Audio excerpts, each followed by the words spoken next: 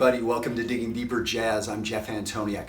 Well, this week I have a throwback video for you, a video I did over a year ago. This week I'm at Maryland Summer Jazz. I'm the artistic director and saxophone teacher at Maryland Summer Jazz. We're doing it online this year. We're having a fantastic time. We're about halfway through right now.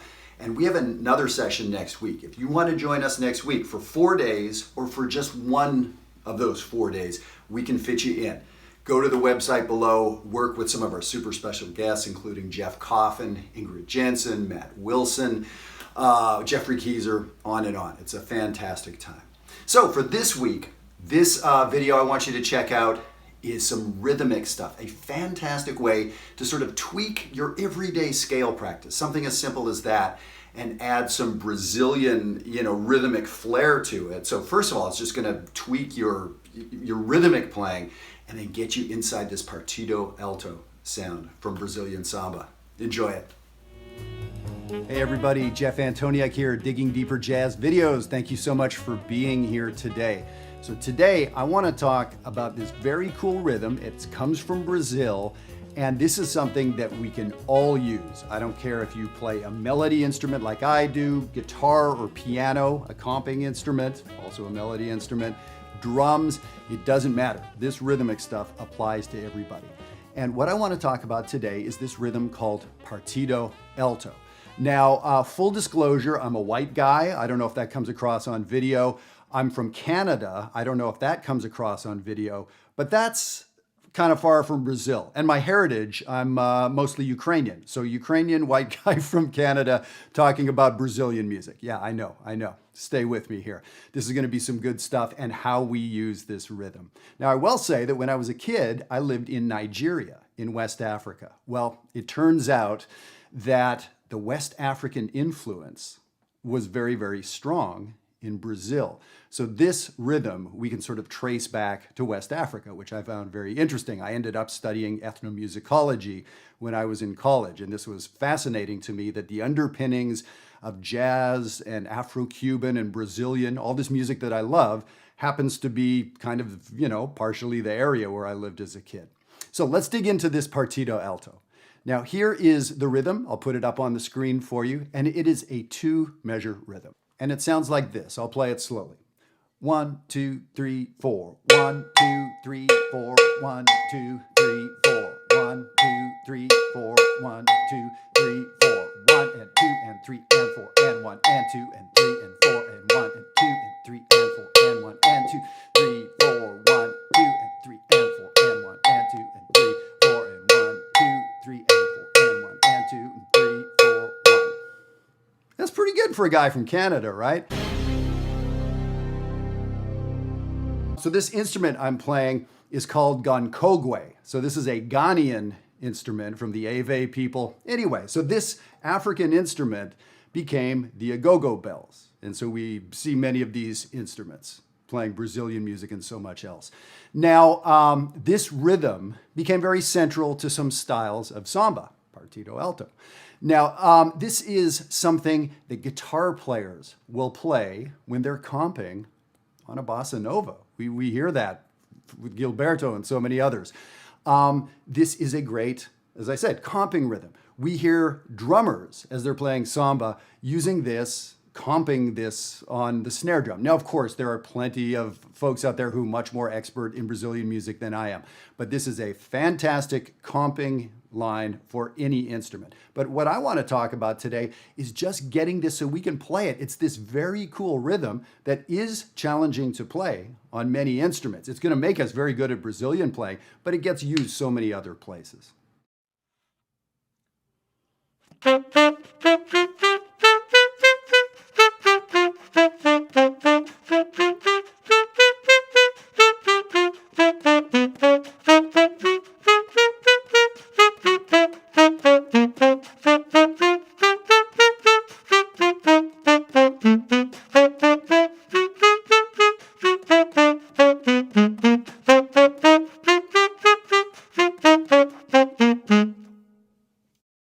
Okay, so I just played item number 2 on the sheet. It so happens, pure luck, The number of notes in this two-measure pattern of Partido Alto is the same number of notes as a major scale going up and down. That doesn't mean anything. It happens to fit. So here's what I'm saying. Most of you know your C major scale. Why not play it with an interesting rhythm for the next 20 years? You played it 20 years this way. How about let's play it 20 years with the Partido Alto rhythm? So let's get used to this. Now, I've been working with people on jazzwire.net. Many of you that have seen these videos have heard me talk about Jazzwire. I'm so excited about what's going on there now. Talking with people about their practice and talking with people about what they need to work on in their playing, because people send me recordings and I give them a playing evaluation from there. It's very cool. When I say people, these are all adult amateurs and semi-pros. So if this may fit the bill for you, please go to jazzwire.net. The reason I bring it up is what I'm hearing from people is how difficult, and I know how difficult it is to articulate a note. Well, did you notice how I was playing this? Was this very legato? Well, it's not. You can see on the sheet, it's marked with these housetop accents, short.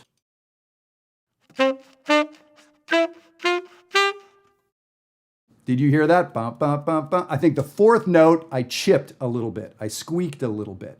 It's hard to get these wind instruments to start and stop on a dime like that. Now, if you're playing guitar or bass, there's some muting or some coordination between the hands. You have to stop the note. Now on piano, of course, it's a percussion instrument, maybe a little easier. On drums, we don't have to worry about the end of the note. But here we have to worry about the end of the note. Let me try it without screwing up this time.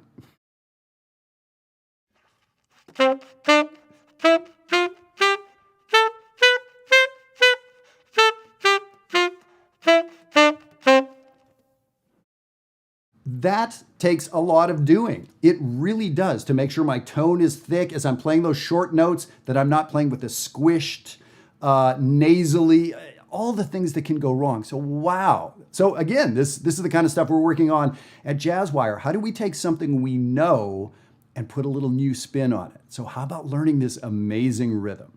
So I just put, there's 1,000 ways we could use this rhythm in our practice, but I'm suggesting, why don't we play this rhythm over and over, like for 5 minutes a day? There's a zillion ways we could do that. So I just played 5 or 6 scales. I think I went down chromatically, was one example. So the third example, this is an arpeggio I like to practice and improvise with. It's a dominant 7th arpeggio with a flat 5. Don't even worry what it is. It could be a regular dominant arpeggio. It could be a major 7 arpeggio. It could be a minor 7. I put this one up because I like it. So let me play this around the circle of fourths with Partido Alto.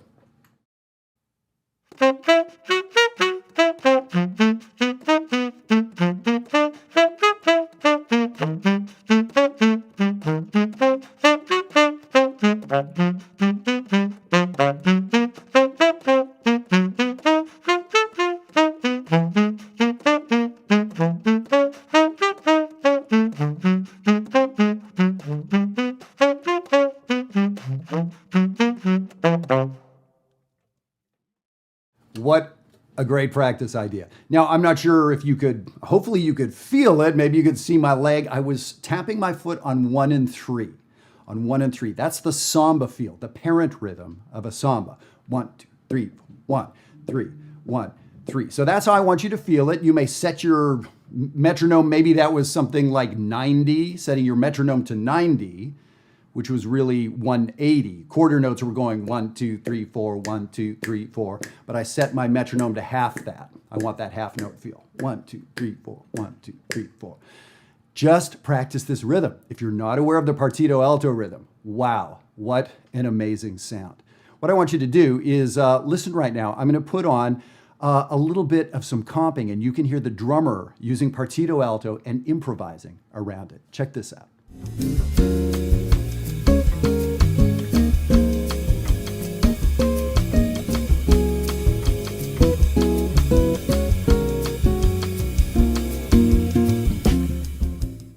So perhaps you could hear that going through on the snare drum, right? Now, I think a lot of us, we've all heard Brazilian music for a long time. Many of us have heard Brazilian music for years, for decades, or we've heard bits of African music, and we're aware that it's rhythmic. And if we want to sort of fake it, we'll just sort of make up some rhythms and say, oh, I'm sort of playing Brazilian, I'm playing rhythmically. Well, turns out that there's actually real rhythms that we play, right? You can't just make up harmonies and say, oh, I'm playing harmonic jazz. Well, no, turns out there's actual harmonies called 2-5-1s. That's an interesting thing to point out, though, that in Western European-based music, we have names for melodic sounds, right? We have names for a major scale and a minor scale. We have names for harmony, right? This is a dominant chord. This is a half diminished chord. But we don't really have names for rhythms. Oh, here's the Mozart rhythm. No, there's no such thing, right?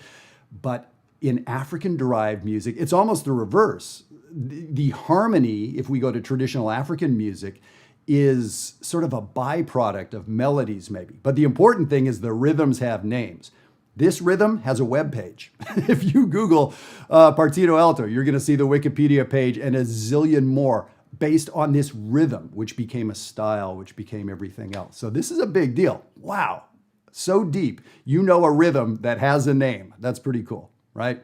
So here's what I'm going to do. I'm going to put on a little backing track and play a samba that I love called Samba d'Orfeo by Luiz Bonfa. And I'm going to use this rhythm. I'm going to start sort of with a repeated note, just Partido Alto over and over and over again. And then I'm going to start improvising, but using only the rhythm. At some point, I may put in a couple notes around the rhythm, but it's still going to be 98% the rhythm. Here we go.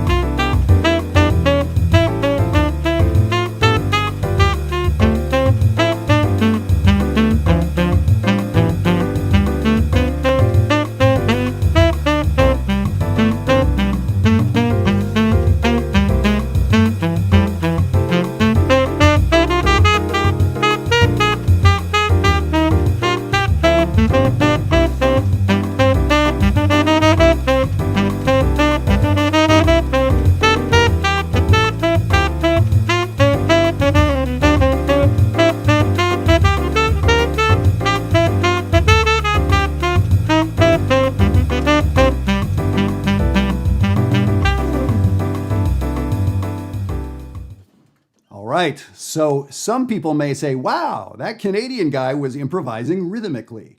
But now you are hip enough to know that I was using the Partido Alto rhythm. And at this point, it may be just sort of this, you may not be exactly hearing it, or you couldn't quite identify it tomorrow morning.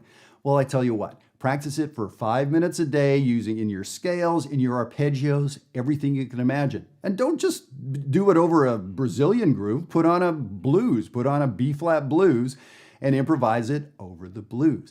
Get used to this rhythm. It's on beats and off beats. That is all it is in a particular pattern.